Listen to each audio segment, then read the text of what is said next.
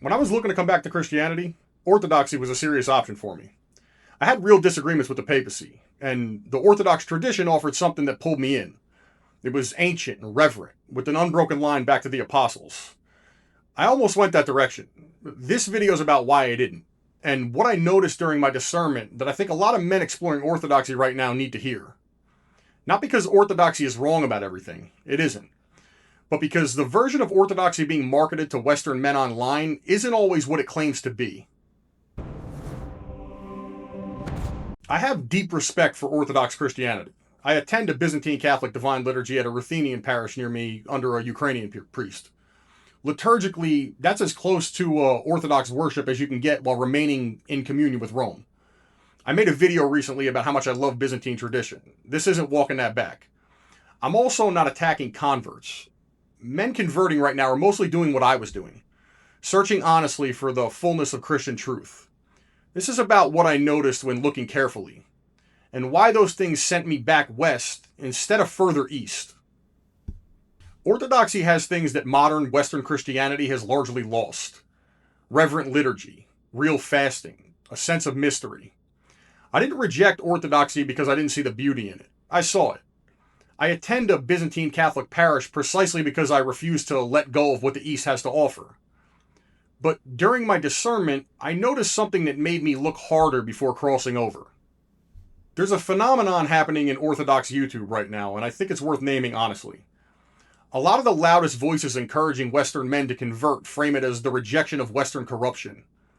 The West has gone secular. The West has gone soft. So come East, where tradition is still preserved. Part of that critique is fair. The West has suffered massive secular collapse. But somewhere in that critique, a slip happens. The legitimate concern about Western secular collapse gets blurred into a rejection of Western Christianity itself. As if the secular West and the Catholic Church are the same thing. As if Catholicism is responsible for the modernity it has actually been fighting for centuries.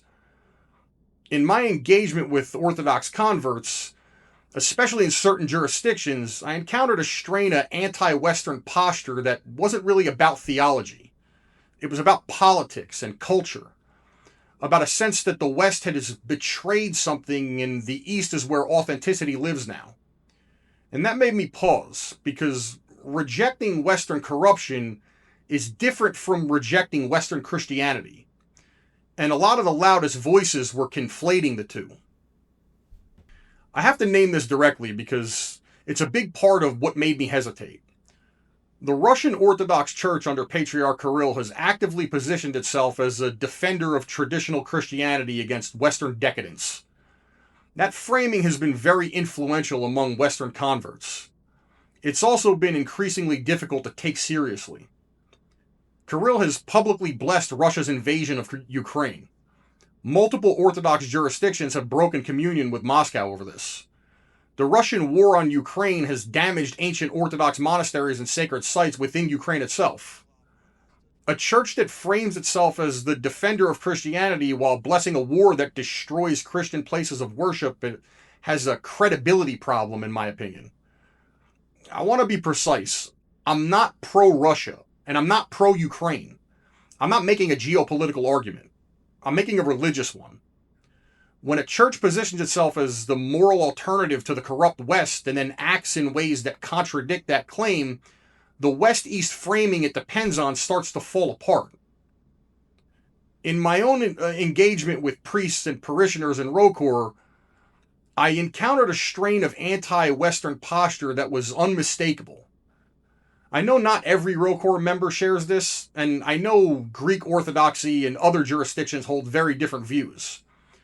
But the specific strain of anti-Western Orthodoxy that has been most aggressively recruiting men online has political and ideological commitments that are bound up within its religious claims. And those commitments made it very hard to take its claims about defending Christianity at face value. Here's the deeper thing I noticed.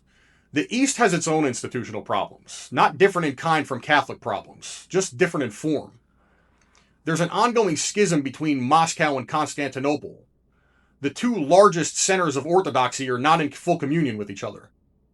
There's the canonical chaos in America, where multiple Orthodox jurisdictions overlap geographically with their own bishops and their own parishes. That's something that Orthodox ecclesiology itself officially forbids. There's a long history of Caesaropapism also. The Eastern Church's entanglement with political power in ways that subordinated the church to the state you can't miss it.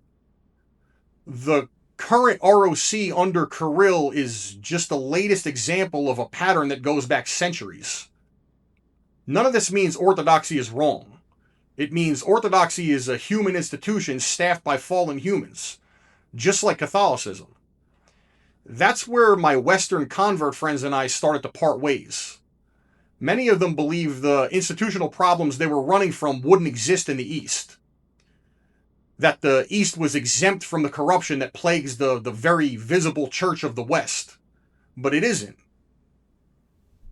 Here's the theological frame I kept coming back to during my discernment. Christ chose 12 apostles. One of them betrayed him. That betrayal led to Christ's death. But it didn't invalidate the other 11. The Apostolic College didn't cease to be the Apostolic College because Judas failed. Every Christian tradition has its Judases.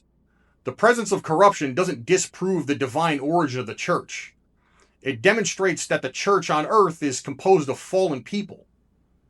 So when I look at Catholic problems, and there are very real Catholic problems, I don't see them as proof that Catholicism is false.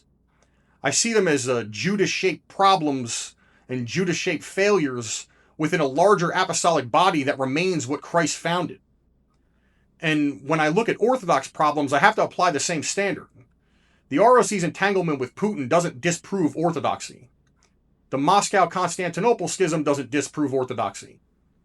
They're just evidence that Orthodoxy is also a human institution dealing with the same kinds of failures that plague every human institution, including the one Christ founded himself.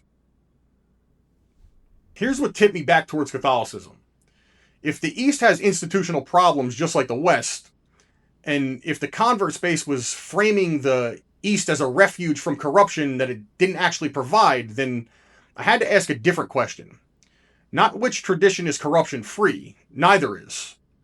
Which tradition has the strongest theological case for being what Christ founded? And when I asked that question, the Catholic answer held up. Apostolic through succession through Peter's See has held the church together through schisms and heresies and collapses that should have torn it apart. The fact that the Roman church has scandals doesn't mean it isn't the church Christ founded. It means the church Christ founded includes people who scandalize it. And critically, the Catholic Church holds within itself the Eastern tradition. 23 churches in full communion with Rome. The Byzantine Catholics, the Maronites, the Melkites, the Ukrainians, the Ruthenians.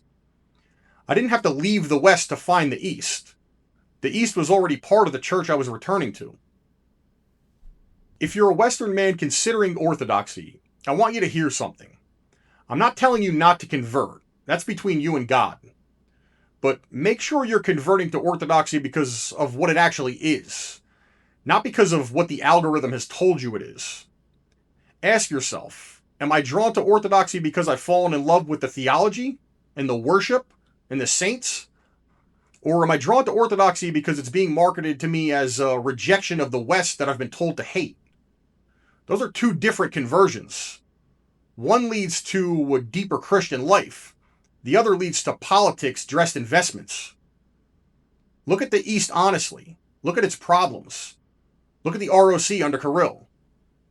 Don't pretend the East is what your YouTube feed has told you it is. Then look at Catholicism honestly. Look at its problems too. But also look at what it actually is.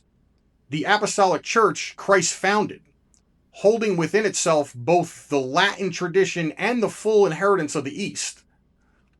Don't let the algorithm choose your tradition for you. That's the same trap I almost fell into. So that's why I stayed Catholic. Not because Orthodoxy is wrong about everything. It isn't.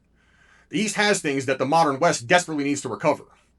And not because Catholicism is corruption-free. It isn't. but because when I looked at both honestly, with eyes open to problems on both sides, the Catholic Church remained what Christ founded. The Eastern beauty I loved was already available within it, and the convert space that was pushing me east was selling a version of the East that didn't survive close inspection. If you're wrestling with the same questions I was, drop a comment. Tell me what's pulling at you. And if you came to Orthodoxy through careful discernment, with eyes open to its real character and not its marketing, I respect that. We're brothers in Christ regardless. The schism is a tragedy, and one day, God willing, it ends. I'll see you in the next one.